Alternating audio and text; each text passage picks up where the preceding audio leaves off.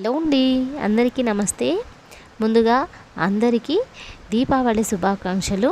ఈరోజు కథ బాధ్యత తెలిసినవాడు. ఆనందపురం జమీందారు ఆనందరాయణానికి వృద్ధాప్యం సమీపించింది. ఆయనకు 3 కొడుకుల తర్వాత ఒక కుమార్తె కలిగింది. ఆమె పేరు స్వర్ణ. తన ఆస్తితో పాటు కుమార్తె పెళ్లి బాధ్యత కూడా కొడుకులకు పంచాలన్నది ఆయన ఆలోచన. కుమార్తెకు అంతవరకు కొన్ని సంబంధాలు చూశాడు కానీ అవేవి ఆయనకు నచ్చలేదు. ఒకనాడు ఆయన తన కొడుకులలో చెల్లెలి పెళ్లి బాధ్యత తీసుకోగలవాణ్ణి ఎన్నిక చేయాలని యోచించి ముందుగా పెద్ద కొడుకు శ్రీకాంతుణ్ణి తన దగ్గరకు పిలిపించాడు. నాయన, నా ఆస్తిని 4 భాగాలుగా విభజించి మీ నలుగురికి సమానంగా పంచాలనుకుంటున్నాను. స్వర్ణకు మంచి సంబంధం చూసి నువ్వే వైభవంగా పెళ్లి చేయాలి అన్నాడు ఆనందరాయణం.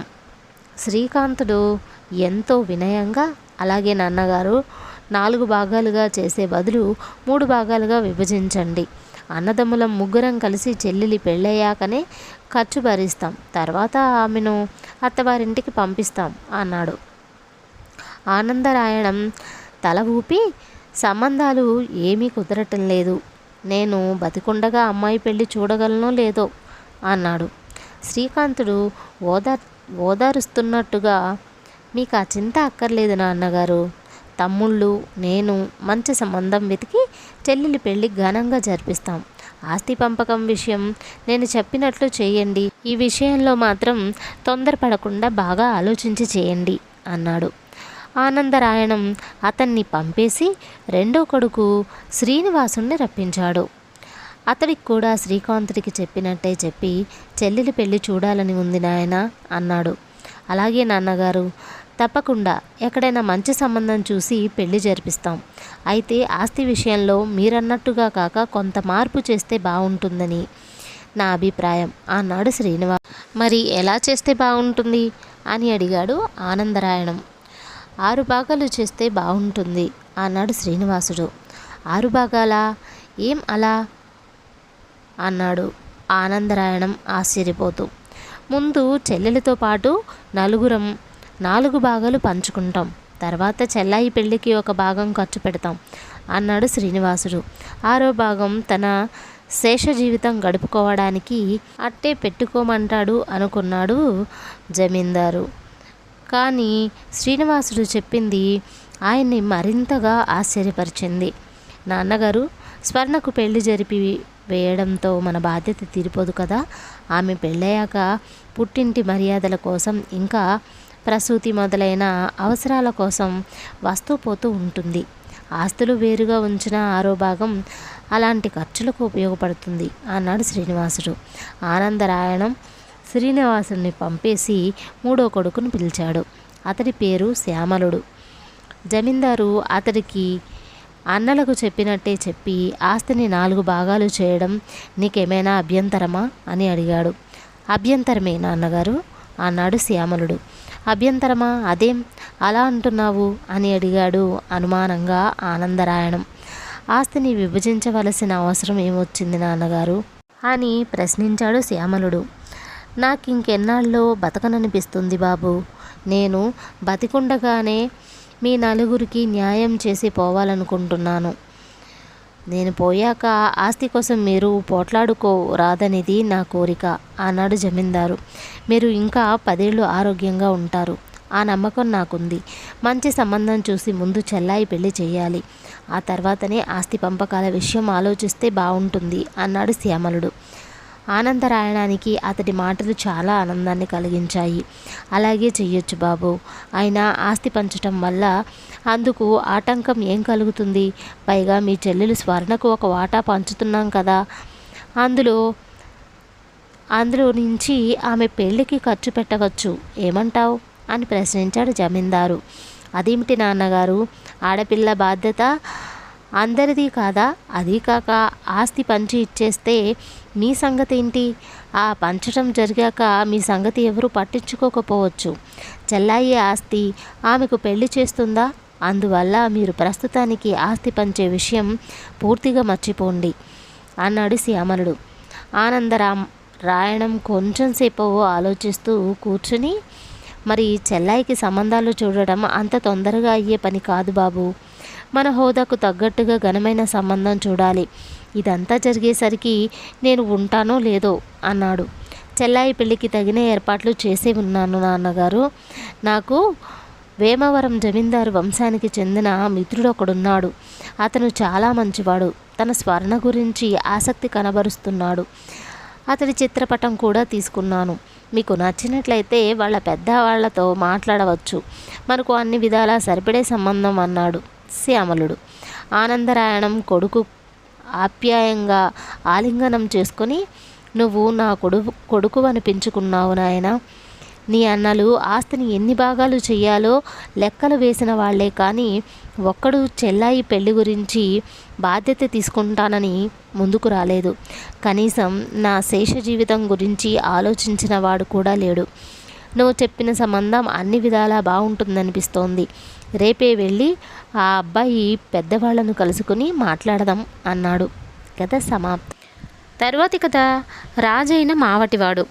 బ్రహ్మదత్తుడు కాశీరాజ్యాన్ని పాలించే కాలంలో బోధిసత్వుడు వారణాసి నగర సమీపంలో సాధువుగా జీవిస్తూ ఉండేవాడు. ఆయన ఒకనాడు భిక్ష కోసం నగరానికి వచ్చి ఒక మావటివాడి ఇంటికి వెళ్ళాడు. ఆ మావటివాడు ఏనుగులను పట్టడంలో, వాటికి శిక్షణ ఇవ్వడంలో చాలా సమర్థుడు. అతడు రాజు కొలువులో ఉండేవాడు. మావటివాడు బోధిసత్వుణ్ణి ఎంతో భక్తిపూర్వకంగా తన ఇంట్లోకి తీసుకుపోయి భోజనం పెట్టాడు. తర్వాత ఆయనతో వినయంగా, తమరు కొద్ది రోజుల పాటైనా నా ఇంట ఉండి తీరవలసిందే అని మిమ్మల్ని ప్రార్థిస్తున్నాను అన్నాడు. బోధిసత్వుడు మావటివాడి ఇంట వారం రోజుల పాటు అతిథిగా ఉండి వెళ్ళిపోయేటప్పుడు అతడికి మేలు కోరుతూ దీవించాడు. ఆ దీవెన మావటివాడి ఉన్నత స్థానానికి కారణమైంది. ఒకనాటి రాత్రి నగరంలో ఒక దేవాలయ మండపం మీద కట్టెలు కొట్టి జీవించే వాడొకడు పడుకున్నాడు. దాపులనున్న ఒక చెట్టు కొమ్మల్లో కొన్ని కోళ్లు నిద్రపోతున్నాయి. చెట్ల కింద ఏదో శబ్దం కాగా కోడిదొకటి మేల్కొని గట్టిగా రెక్కలాడించింది.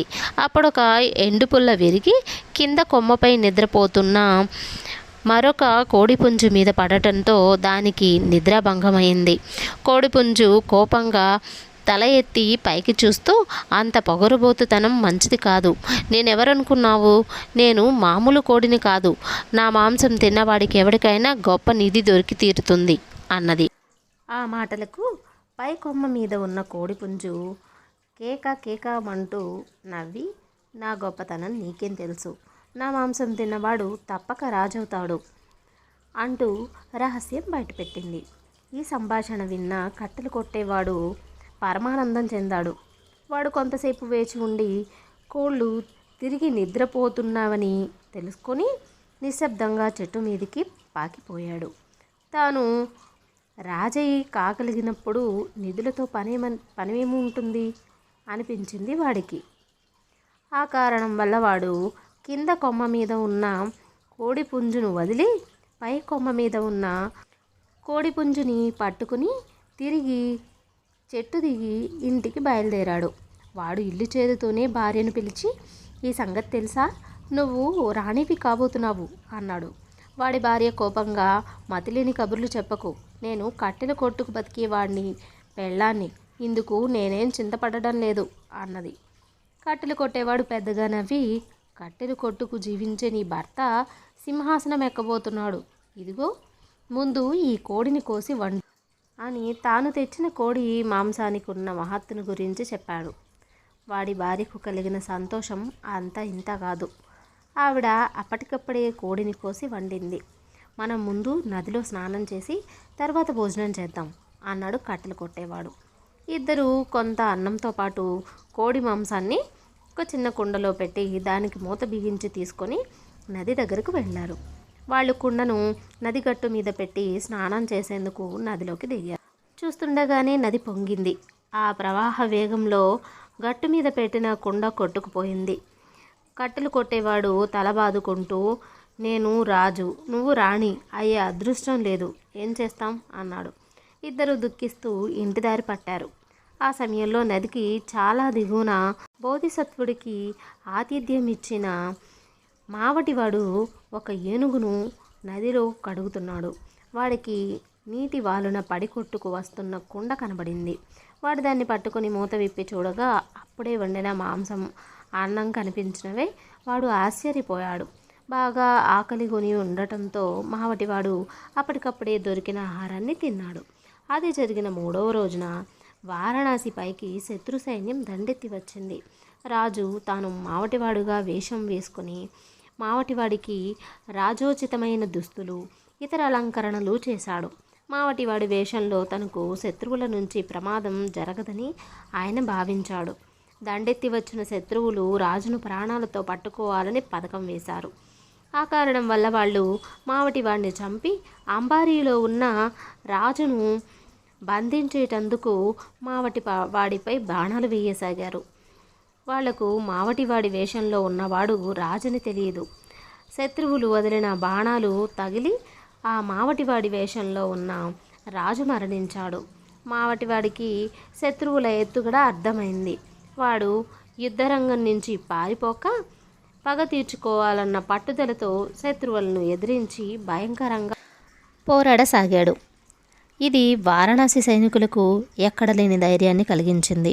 వాళ్ళు ఆకలిగొన్న సింహాల్లా శత్రు సైనికుల మీదికి ఉరికారు. కొద్దిసేపట్లో చచ్చిన వాళ్ళు చావగా మిగిలిన శత్రు సైనికులు యుద్ధరంగాన్ని విడిచి పారిపోయారు. వాళ్ళ రాజు మావటివాడి ఈటపోటుకు అక్కడికక్కడే మరణించాడు.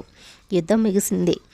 శత్రువులపై తమ విజయానికి కారణం తమ రాజు కాదని, ఆయన మావటివాడని మంత్రులు, ఇతర రాజ్యోద్యోగులు తెలుసుకున్నారు. రాజు మరణించాడు గనక ఆ స్థానంలో మరొక రాజు అవసరం ఉన్నది. మరణించిన రాజుకు పిల్లలు లేరు. రాజుగారి ప్రధాన పౌరోహితుడు రాజుగారే స్వయంగా తన దుస్తులు, కిరీటం మావటివాడికి ఇచ్చాడు కనుక మనకు రాజు కాదగినవాడు మావటివాడే అన్నాడు. ఆ మాట నిజం. మావటివాడి పరాక్రమం వల్లనే శత్రువులు ఓడి వారణాసి రక్షించబడింది కనుక మావటివాడే సింహాసనానికి న్యాయమైన హక్కుదారు అన్నాడు ప్రధానమంత్రి.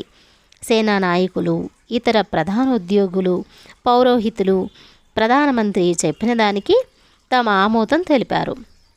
ఈ విధంగా మావటివాడు రాజయ్యాడు. అతడు కోరిన మీదట బోధిసత్వుడు ప్రధాన సలహాదారుగా ఉండేందుకు అంగీకరించాడు. కథ సమాప్తం.